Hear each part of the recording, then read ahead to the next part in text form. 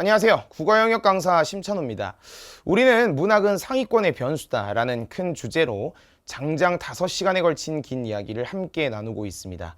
오늘은 네 번째 소주제, 수능문학은 우리에게 무엇을 측정하고자 하는가? 여기에 대해서 한번 얘기를 나눠볼까 합니다.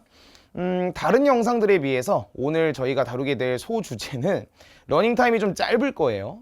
왜냐하면 구체적으로 지문 감상을 어떻게 할 것인지, 문제에는 어떻게 접근하는지 등은 본 강좌에서 진짜 자세하게 다룰 것이라 오늘은 평가원에서 발간한 자료, 교과서 내용 일부, 그리고 작년 수능, 2025학년도 수능에 출제되었던 현대시 하나, 그것만 가지고서 평가원이 우리에게 무엇을 측정하고자 하는가에 대한 인식만 확실하게 가져갈 수 있도록 그렇게 설계를 하였습니다. 보시죠.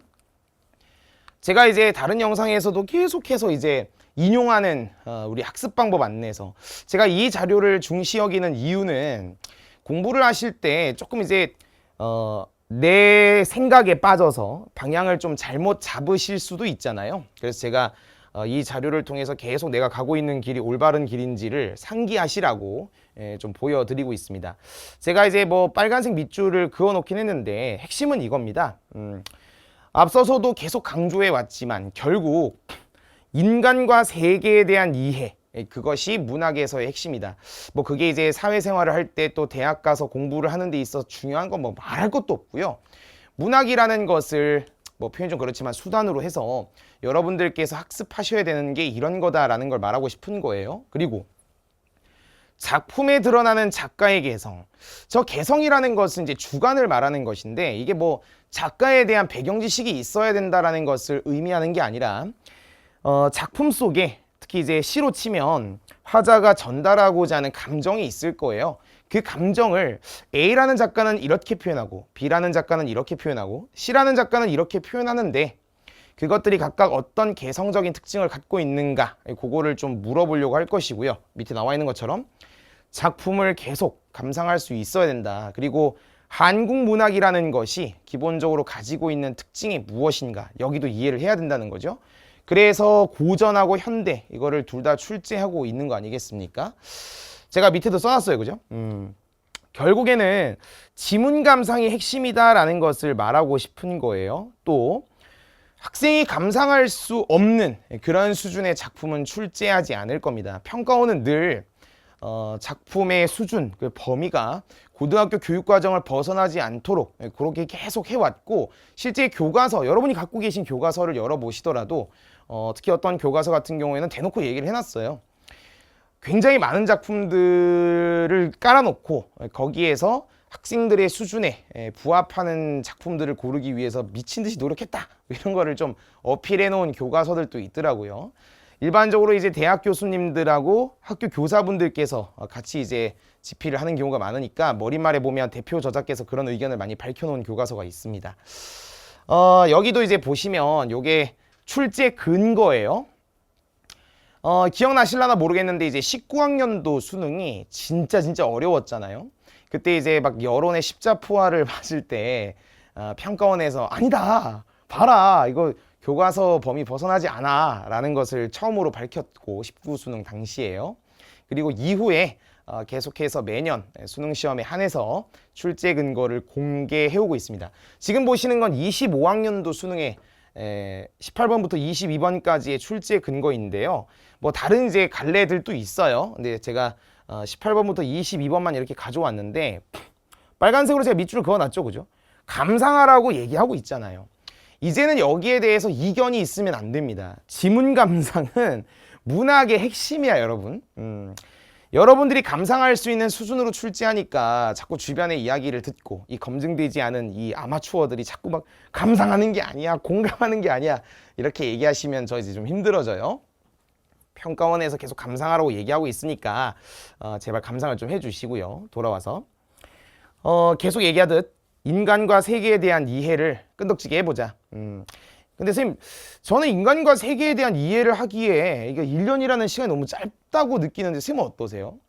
12년 동안 문학 해오시지 않으셨나요? 그리고 여러분들한테 진짜 아까 뭐 여기 마지막에 나와 있지만 네가 전혀 공감할 수 없는 막 이상한 세계, 그런 거를 제시하지 않아요. 여러분이 다 알고 있는 것을 출제할 것이니까 거기에 대해서 부담감을 갖지 않으셔도 될 것 같아요. 자, 여기 이제 학습 방법 안내서에 좀 구체적으로 써놨습니다. 인간과 세계에 대한 문학적 인식과 표현 능력을 평가한다. 이 표현 능력이라는 것은 너보고 표현해봐 이런 걸 물어보는 것이 아니고 작가의 개성적인 언어로서 표현되어 있는 것을 보고 네가 정어에 대한 적절성 판단만 해주면 된다 그 소리예요. 그리고 문학 교육 과정에서 다루고 있는 기본 개념에 대한 이해, 그리고 다양한 문학 작품을 직접 감상하는 것, 이걸 물어본다고 되어 있습니다. 근데 제가 밑에 좀 이걸 왜 써놨냐면 문학적 인식에 대한 거를 좀 구체적으로 말씀드리고 싶어서 그래요. 저기 보시면 제가 좀 4가지로 정리를 해놨잖아요. 작품에 드러난 자아의 인식. 제가 이제 문학 수업할 때 진짜 강조하는 게 이 문학이라는 것은 기본적으로 인식론을 바탕으로 하고 있거든요. 그러니까 뭐 시로 치면 화자가 무엇을 인식하고 있는가. 좀 더 나아가서 화자가 외부의 대상을 또는 내면에 있는 나의 모습을 왜 그렇게 인식하는가 이걸 구체적으로 물어볼 거고 그게 주관적인 인식이 되었을 때 우린 그걸 문학적 인식이다 이렇게 부릅니다. 그거를 학생들이 좀 이해할 수 있는지 물어보려고 할 거고요. 작품에 묘사되어 있는 세계를 심상을 그리며 이해하기. 그러니까 결국에는 이제 이게 그 텍스트를 매개로 전달하고 있는 거잖아요. 그러니까 텍스트를 봤을 때 내 마음속의 형상, 우리는 이걸 이미지라고 합니다. 심상에는 5가지가 있는 건 들어보신 적 있죠? 시각, 청각, 촉각, 후각, 미각. 이 심상을 학생이 직접 그리면서 마음속으로 떠올리면서 표상을 통해 텍스트를 이해할 수 있는지를 물어볼 것이고요. 그리고 문학적 표현 방식과 문학적 아름다움에 대해 이해한다. 이 문학적 아름다움이라는 것은 수업 때도 얘기하겠지만 미적 효과, 이제 효과라고 읽어도 돼요. 미적 효과에 대한 이야기예요. 그러니까 개성적으로 드러나 있는 그런 텍스트, 표현 방식, 표현 기법 이런 것들에 대한 이해를 바탕으로 화자가 자신의 감정을 우리 시로 치면요. 자신의 감정을 얼마나 문학적으로 표현하고 있는가 그걸 이해할 수 있는지를 물어본다 그 소리입니다. 지금 마지막 작품에 대한 내재적 접근. 저희가 이제 3번째 소주제에서 보기 문제의 본령은 무엇인가 이제 확인했었잖아요. 기본적으로 작품은 내재적 접근만을 하도록 유도하고 있습니다. 그러니까 평가원에 출제되고 있는 문학 작품은 물론 네가 배경 지식이 있으면 좀 더 편하겠지만 없다고 하더라도 작품 내에 국한해서 내재적으로 접근하도록 유도하고 있고요. 보기라는 것을 통해 거기에 이제 추가적인 감상을 할 수 있는 관점을 탑재합니다. 그래서 그 보기에 따라 외재적으로 한번 접근해 보자 이제 그런 의미를 갖고 있는 거예요. 그래서 문학적 인식이다라는 것은 요 4가지를 확인해 보겠다, 이해했는지 물어보겠다 그렇게 이해하시면 될 것 같아요. 제가 그 교과서를 하나 보여드릴게요. 요게 이제 지학사 교과서인데 나이덕 선생님의 시가 실려 있습니다. 그 복숭아 나무 곁으로. 이 시는 실제로 2015학년도 6월 모의평가 A형에 출제가 됐었습니다.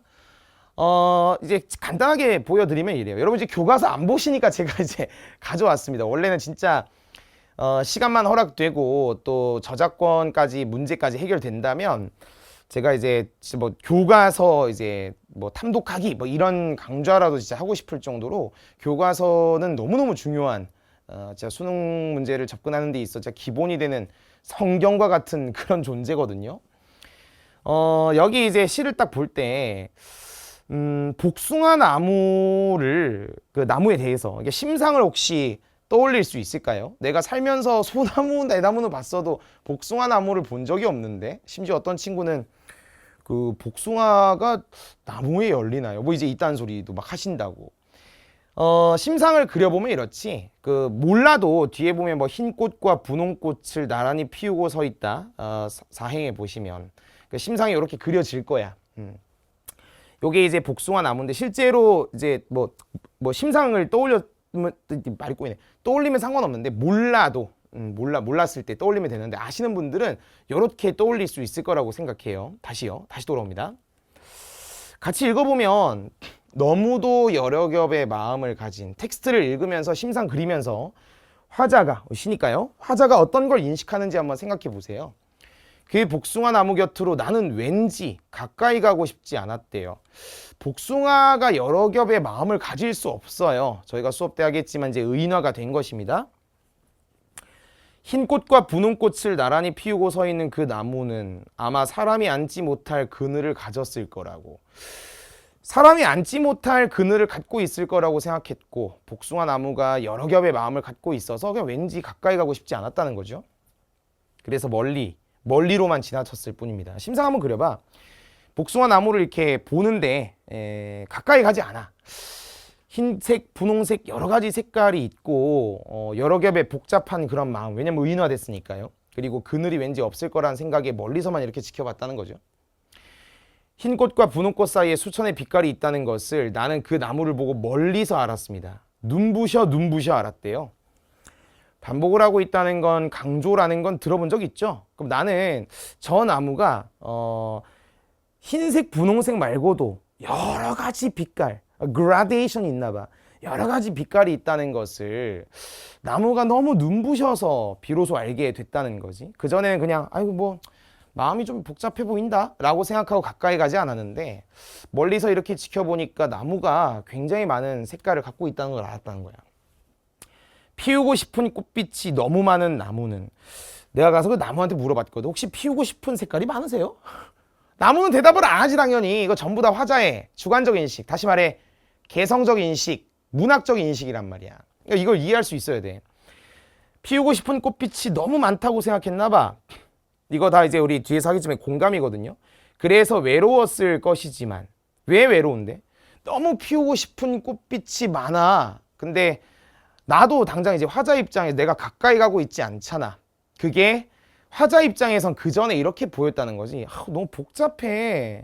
너무 지금 여기 갖고 있는 마음이 너무 여러 겹이야. 그래서 가까이 가지 않았고, 나무 입장에서는 피우고 싶은 꽃빛이 너무 많으니까 막 다양한 색깔을 보여줬던 건데, 그러니까 나 같은 사람들은 가까이 가지 않으니까 나무 입장에서는 참 외로웠을 거라고 생각하는 거야.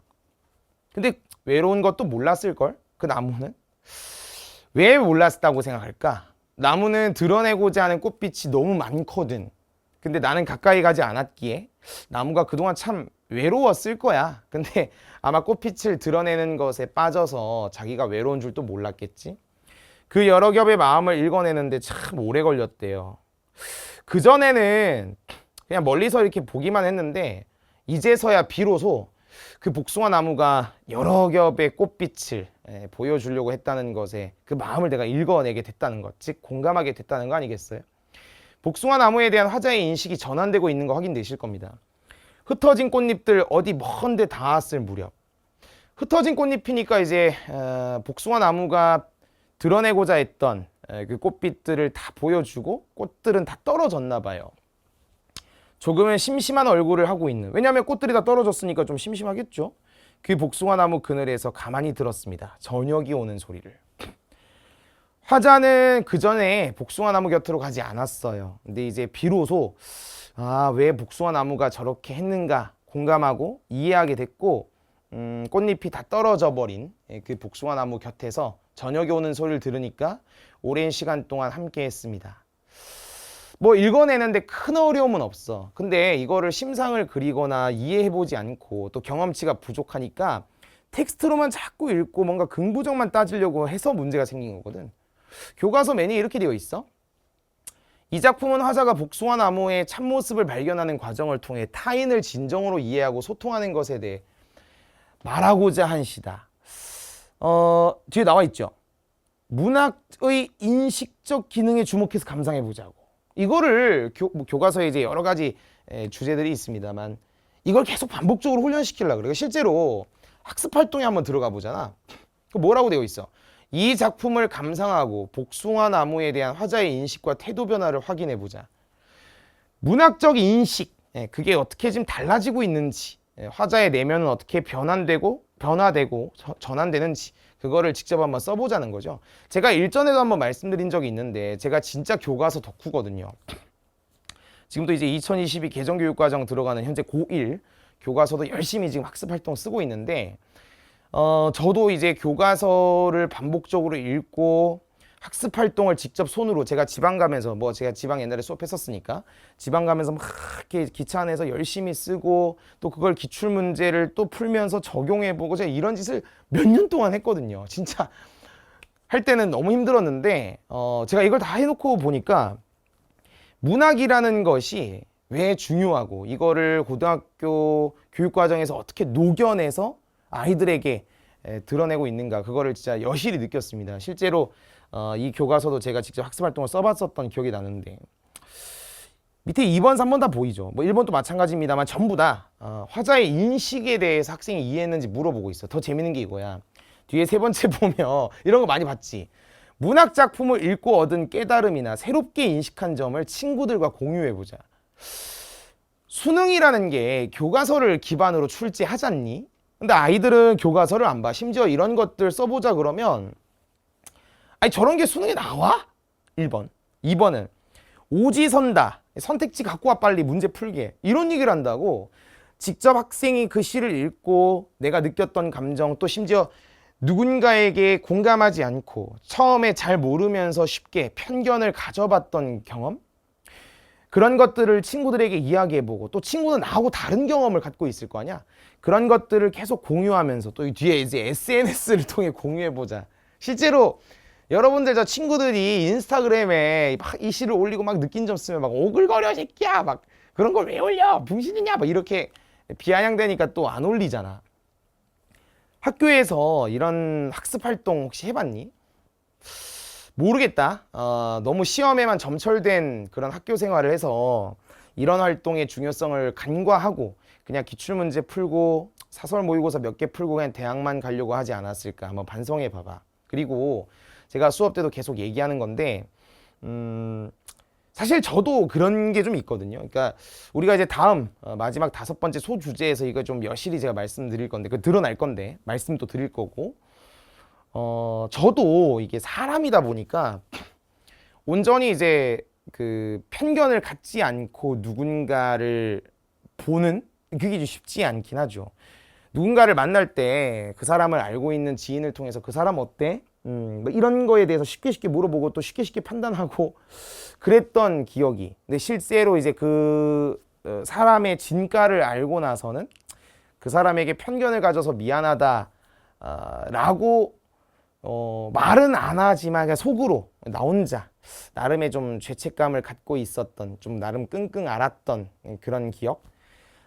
제가 이제 그래도 나름 이제 이 강사 바닥에서 조금 저희 세대 친구들하고는 좀 교류가 있는 편인데 제가 일전에 만났던 이제 여러분 아마 이름 들으면 아실 그 수학 강사 분도 아마 들으면 바로 아실 거예요. 그 온라인상에서 되게 유명하신 분이라. 그 저보다 이제 어린 친구인데 그 만나기 전에 뭔가 이제 그 화면상에 드러나는 그런 막 건방진 모습 뭔가 막 그런 거 있잖아. 그래서 막 전 또 기본적으로 이 강사들을 그렇게 좋아하진 않아서 경계를 딱 하고 만났다가 오우 너무 사람이 이렇게 괜찮고 그래서 제가 그 자리에서 아마 이 영상 혹시 보신다면 본인 얘기라는 거 아실 거예요. 제가 그때 이렇게 술을 이렇게 따라드리면서 저보다 어린 친구지만 솔직하게 이제 미안하다고 얘기는 했거든요.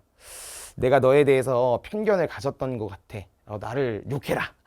근데 그분이 정말 쿨하신 건지 아니면 뭐 착하신 건지 그건 잘 모르겠습니다만 그렇게 말해줘서 고맙다고 뭐 얘기하시더라고. 지독한 T 성향이신데 근데도 좋게 이해해 주셔서 저는 이제 이 시를 보고 스스로를 또 이게 반성하게 되는. 사실 이제 교과서가 계속 그런 걸 요구하고 있는 거거든요. 근데 이 경험이 누적되잖아요. 그러면 실제 수능장 갔을 때 이 다양한 작품들, 진짜 낯선 작품들을 만나더라도 이게 지금 그 고등학교 범위를 벗어나지 않기 때문에 지금 이 작품에서 네가 느꼈던 거를 또 다른 기출에서 만날 거 아니야. 그 느낌 그대로 수능에 나와.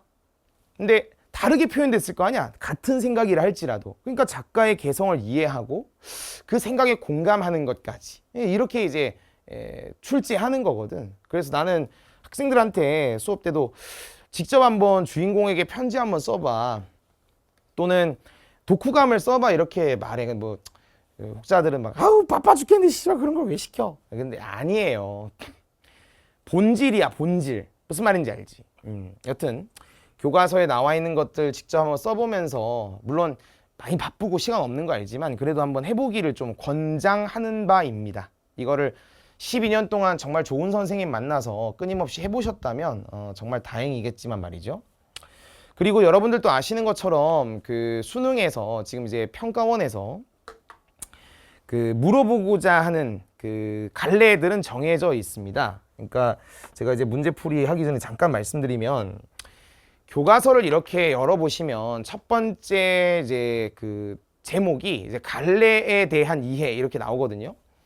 실제 이제 교과서에서 지금 문학이에요. 국한에서 출제하고자 하는, 또 교과서에 적시되어 있는 갈래는 4개입니다.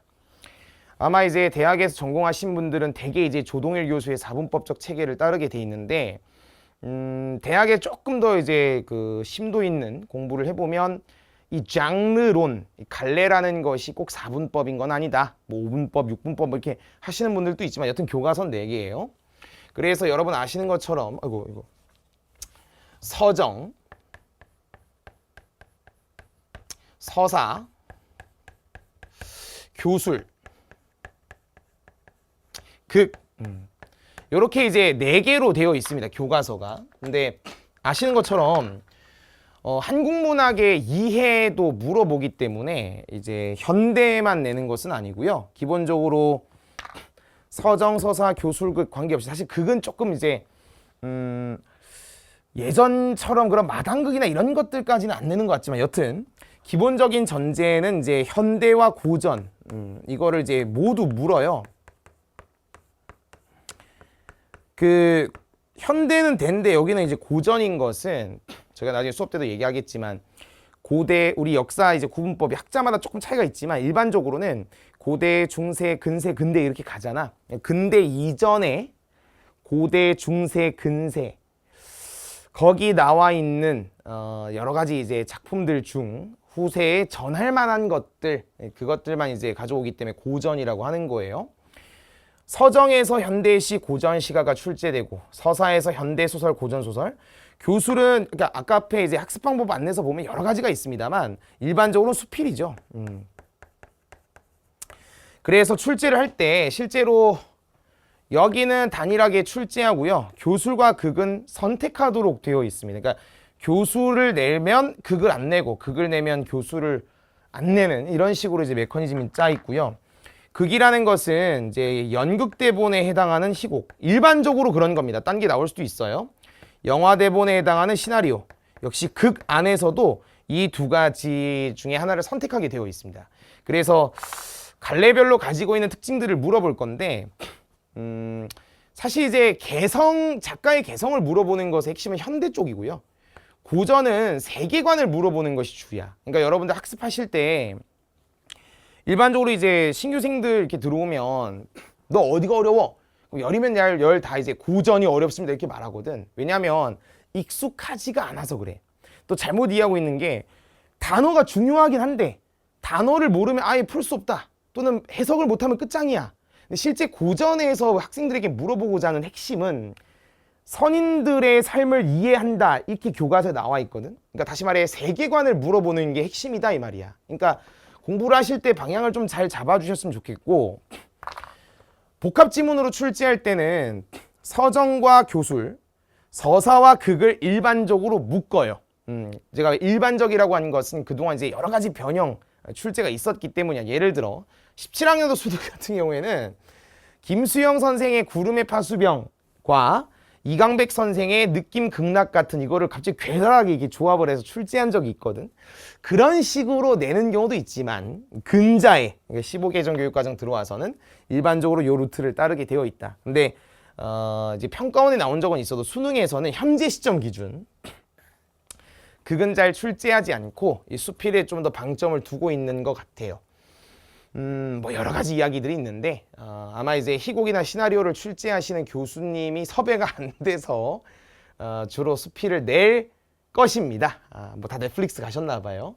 그러니까 이런 식으로 이제 출제가 되고 있고, 교과서에서도 현대와 고전을 섞어서 이제 서정이라고 치면 그 서정에서 현대고전, 서사에서 현대고전, 이런 식으로 다 교과서가 세팅돼 있고 비교를 하도록 되어 있어요. 그러니까 현대문학에서 드러나는 개성, 뭐 특징, 세계관, 그게 고전에서 드러나는 세계관과 어떻게 다른가, 이런 것들을 구체적으로 학습을 학생이 다 했다면 시험장 갔을 때 갈래에 맞게끔 제대로 적용할 수 있지 않을까 싶습니다. 뭐 그건 뭐 수능 가서 다시 한번 얘기하기로 하고, 정리하면 이래요.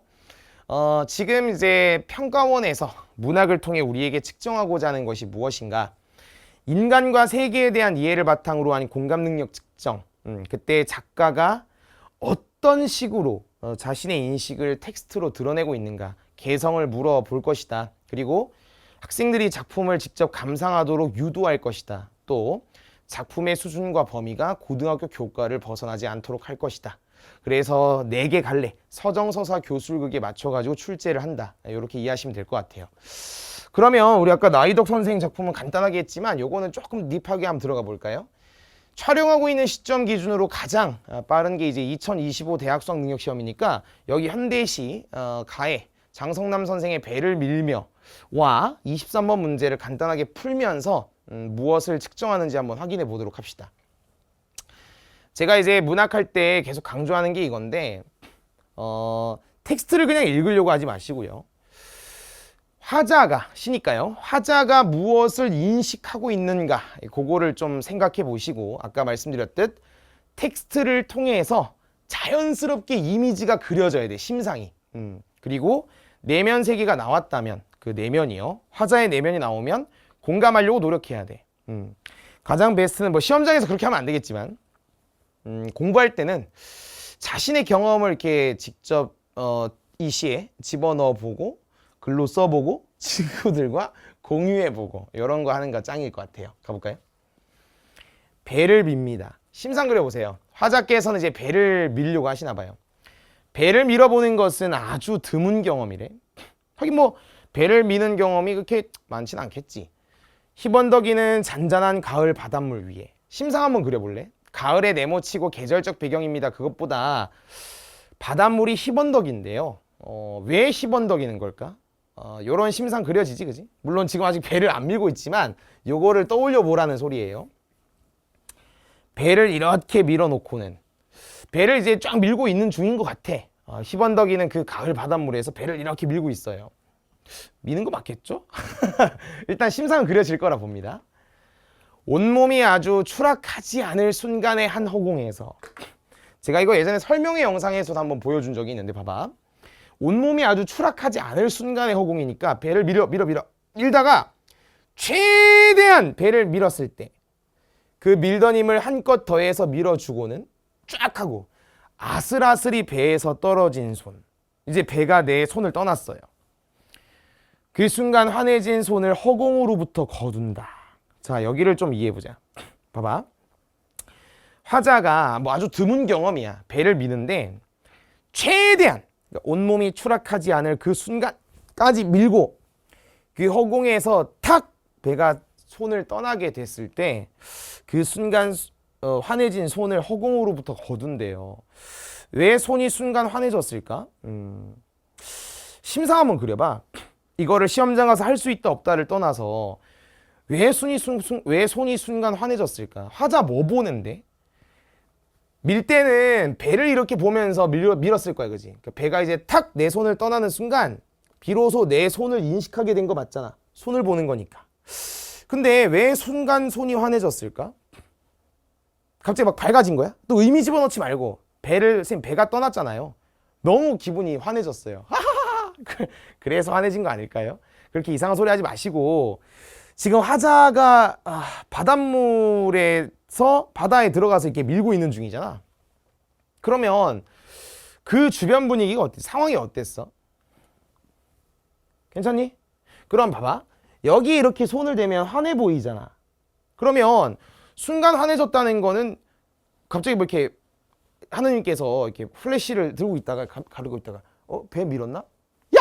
이게 손뽕. 그게 아니고요. 화자가 배를 이렇게 미는데 그 순간 배가 손에서 딱 떠났다는 것을 인식하게 된 거야. 괜찮아? 그러면 이 손이 순간 환해진 것이 아니고 원래 환했는데 이제서야 화자의 눈에 인식이 된 거지. 그러면 심찬은 어떻게 할까? 요 대목을 읽을 때 나는 어떻게 하냐면 배가 내 손을 떠났다라는 것을 인식하게 되었다. 느껴져? 그전에도 손이 화냈다니까? 근데 배를 밀 때는 배를 떠나보내는 것에 포커스가 가니까 내 손이 화난 걸 인식 못했다고. 근데 탁 떠나는 순간 이제 내 손이 인식된 거지. 그럼 나 이거 어떻게 읽을 거야? 배가 비로소 내 손을 떠났구나라는 것을 확인한 것이다. 우린 좀 어려운 말로 현실인식. 그러니까 이제 손을 아이고 이제 떠났구나. 허공으로부터 거둔다. 이게 막 화내졌어! 씨발! 그래서 거두는 게 아니고. 내가 지금 어떻게 읽고 있어? 감상하라고 했잖아. 작가의 개성을 이해하는 것도 있지만 화자가 뭘 보고 있지? 심상을 그렸니? 그럼 된 거야. 이해될 거야 이제. 가보자. 사랑은 참 부드럽게도 떠나지. 갑자기? 뜬금없이? 화자 뭐하니? 배를 이렇게 밀었다니까? 그러면 이제 바로 와야죠. 배가 떠나는 것을 두고 사랑이 떠난다고 생각을 하네. 그러면 배라는 것은 사랑을 표상하고 있는 것이었구나. 이제 느껴져? 그냥 예를 들어 내 마음속에 사랑하던 사람이 떠나버렸습니다. 그 친구와 이별했습니다. 밀어냈습니다. 이렇게 말하면 될 것을 왜 이렇게 표현한 거야? 그러니까 개성적이라고. 자신의 마음속에 있던 사랑하는 사람이 딱 떠나는 거. 그게 떠났을 때의 그 모습을 배를 밀어냈다. 배가 떠나간다고 표현했다 이 말이야. 이해 가능하지 그지?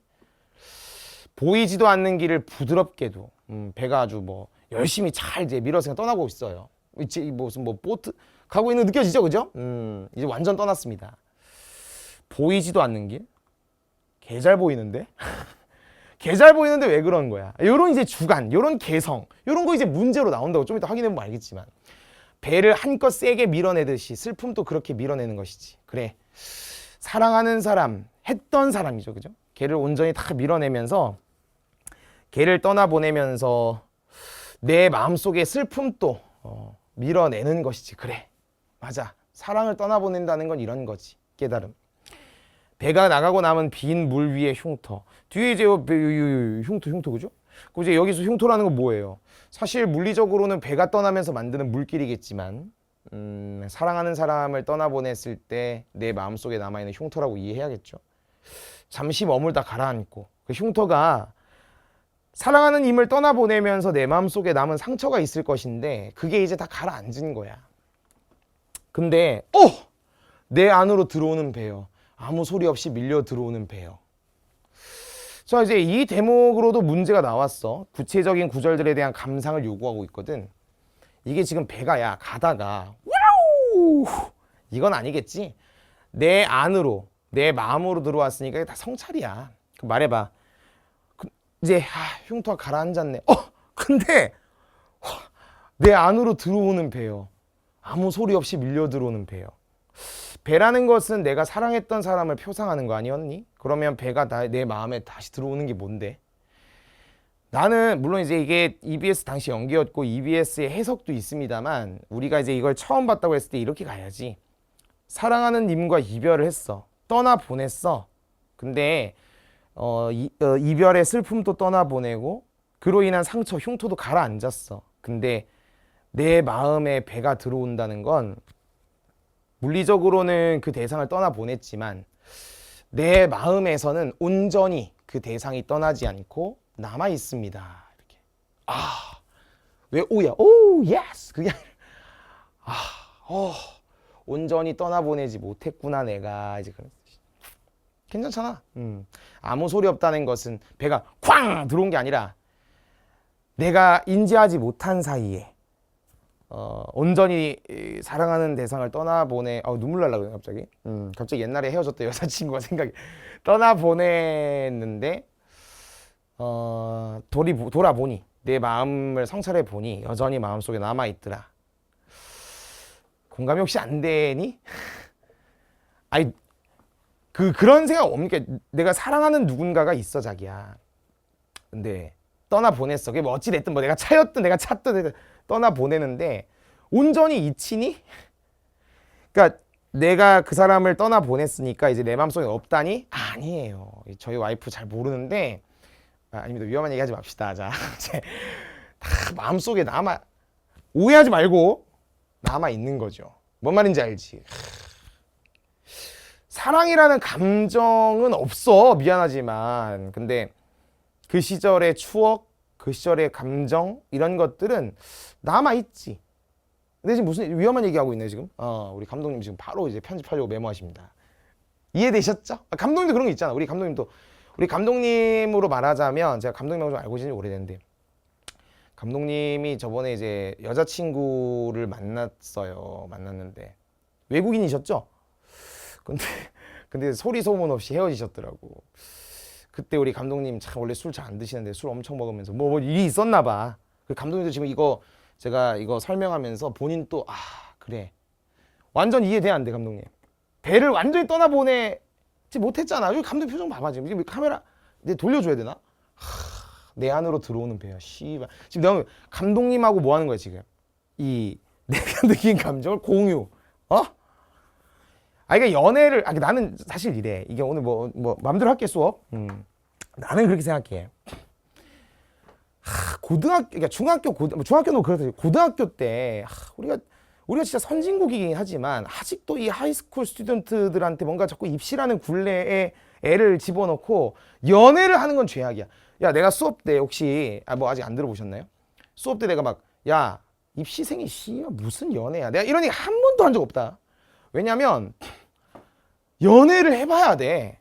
진짜 이게 내가 좋아하는 사람이 있으면 그 사람한테 내가 좋아하는 감정을 이제 표현해보고 그걸 말하기 전까지 얘가 나를 거부하면 어떡하지라는 두려움과 설렘, 그 긴장감 이런 게 느껴봐야 돼. 학생 때 뭔지 알아?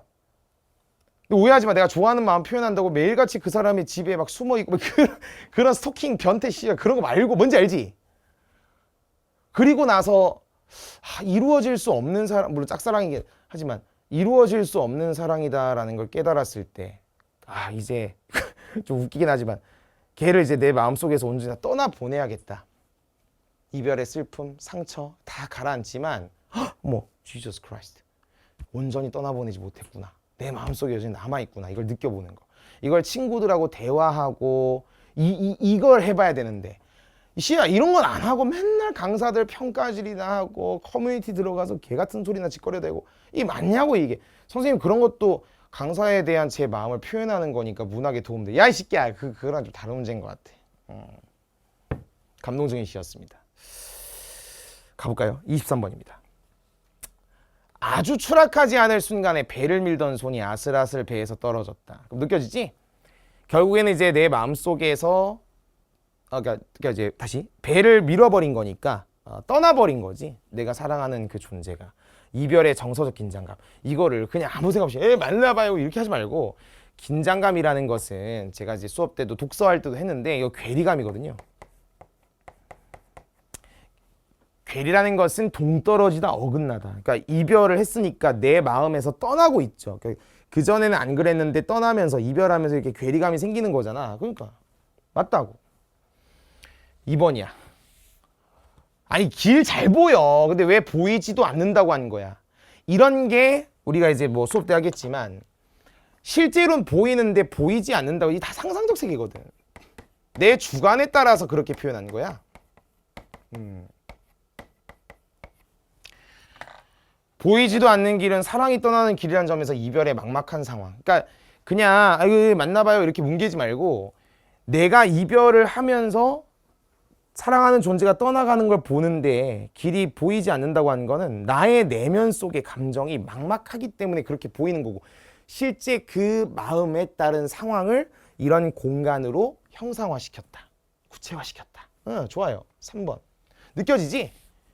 지금 내가 이제 뭐 수업 때도 보여주겠지만 수능 문학이 우리에게 물어보고자 하는 거, 측정하고자 하는 것은 어려운 게 아니야. 그러니까 막 이상한 게 아니라고. 정말 텍스트를 보고 심상을 그리고 그 내면에 공감하는 거. 그게 다야 다.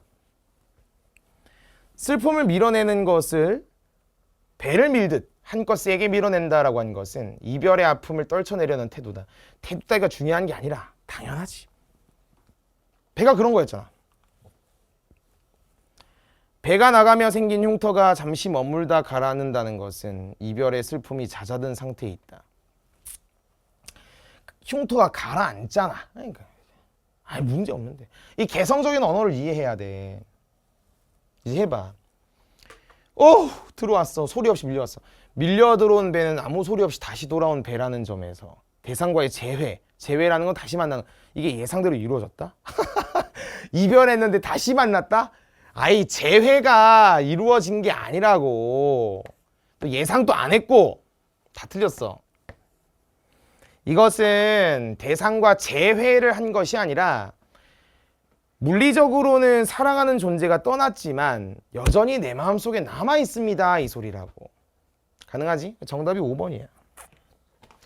그러니까 이렇게 풀면 참 깔끔하게 풀려, 그지? 물론 이 시가 좀 쉬운 시였고 문제도 쉬웠기 때문에 이렇게 풀리겠지만 좀 더 어려운 작품 그리고 문제 선지도 다 이런 식으로 세팅되어 있어요. 그러니까 이상하게 하려고 하지 말고 딱 심플하게 해.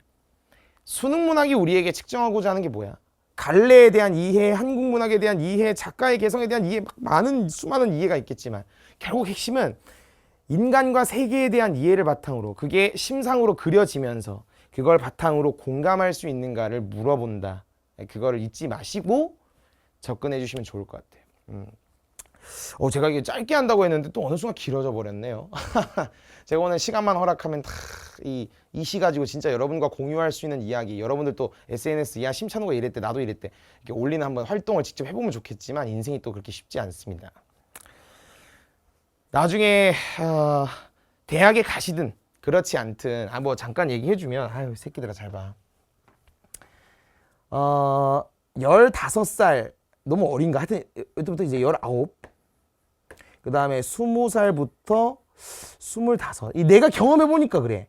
그 다음에 25부터 30, 뭐 그 이상도 있습니다만 됐고, 뭐 여러분 거기까지 볼 필요 없을 것 같은데 요때마다 연애하는 게 좀 다르더라고, 내가 경험해보니까. 그러니까 처음에는 좀 미숙해. 뭐 당연하지. 그러니까 단순히 그냥 좋아하는 마음이 막 들끓잖아. 근데 이게 냄비처럼 들끓다가 또 금방 식어버려요. 사랑한다는 것이 그냥 마냥 그냥 좋아하는 것의 느낌이 아니라 나중에 나이가 들면 배려를 하고 존중을 하고 이런 마음들도 다 사랑에 포함되는구나라는 걸 깨달아. 제가 좀 후회되는 게 이때죠. 자존심. 사랑 앞에서 시장 자존심 따위는 없어야 되는데 이게 또 자존심을, 서로 기싸움을 엄청 해.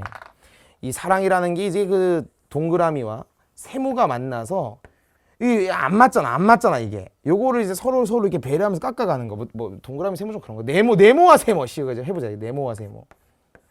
이거를 막 서로 맞춰서 동그라미를 만드는 그런 과정. 동그라미 세모 내가 왜 그랬지? 이 과정인데 여기서 나는 변하지 않을 거야. 너가 깎아야 돼. 이렇게 자존심 싸움하기 시작하면서 이제 이 연애가 불행해진다고. 물론 사람마다 다르지만 제가 경험해봤을 때 요때부터는 좀 현실적인 걸 많이 생각하게 되지. 단순히 이제 love, 그냥 감정적 사랑만 있으면 이 얘기 왜 하고 있지 근데? 하여튼 이 뭐 하는 거야? 이게 학습 활동에서 했던 그 공유하는 거 뭔지 알지? 저도 참 지금 생각해보니까 참 이해됐어요. 뜨겁잖아. 근데 아니 이 얘기를 하려는 게 아니라, 다시요. 내가 지금 이 말을 하는 이제 본의가 지금 심찬우 내가 지금 36이거든. 야 나도 나이 들었다 진짜로. 이때 내가 했던 그 사랑의 그 느낌 가질 수 있을까? 그 신혼이어도 안 되긴 하지. 근데 안 돼요. 이 나이 때 느낄 수 있는 그 풋풋한 사랑이 있다니까. 소나기 같은 그 사랑이 있다고, 젠장 새끼야. 그러니까 수능 공부 물론 중요하죠. 근데 그 순간순간의 사랑의 감정 또 놓치지 말고 잘 해봤으면 좋겠다. 그 얘기를 좀 드리고 싶습니다. 여러분 지금 이 얘기가 제가 그냥 시간 때우려고 하는 소리가 아닌 거 아시죠? 이 시를 읽고 나의 경험을 떠올려 보고 이별했을 때 내 감정을 친구들과 공유해 보고 SNS에 올려서 또 다른 사람들의 감정을 들어보고, 뭔지 알지? 그래서 유튜브 영상 또 보면 이게 댓글들이 진짜 이 영상에서 뭔가 느껴지는 바가 있으면 항상 그 댓글들이 사연이 이렇게 막 달리잖아. 뭔지 알지? 사연이 달리는 그런 영상들, 그 행위가 이제 교과서 학습 활동에서 말하는 서로의 감정 공유. 너도 그 댓글들 보면서 아 그럴 수 있구나, 뭐 이런 삶도 있구나, 이런 생각을 가진 사람도 있구나 느끼게 되잖아. 그런 거라고. 이해되셨죠? 자, 뭐 저 쓸데없는 얘기한다고 또 시간이 오래 갔는데 수능 문학은 우리에게 무엇을 측정하고자 하는가, 이 뭐 짧게 얘기할 수 있는 거 제가 길게 돌아왔는데 무엇을 말하고자 했는지 금방 이해하실 거고요. 이 내용은 저희 본강좌에서 진짜 얘기 많이 하게 될 거니까 그때 가서 또 이야기해 보도록 하시죠. 자, 우리가 벌써 네 번째 소주제를 지나왔습니다. 이제 마지막 소주제만 남았네요. 우리는 왜 문학을 해야만 하는가? 마지막 소주제로 달려가겠습니다.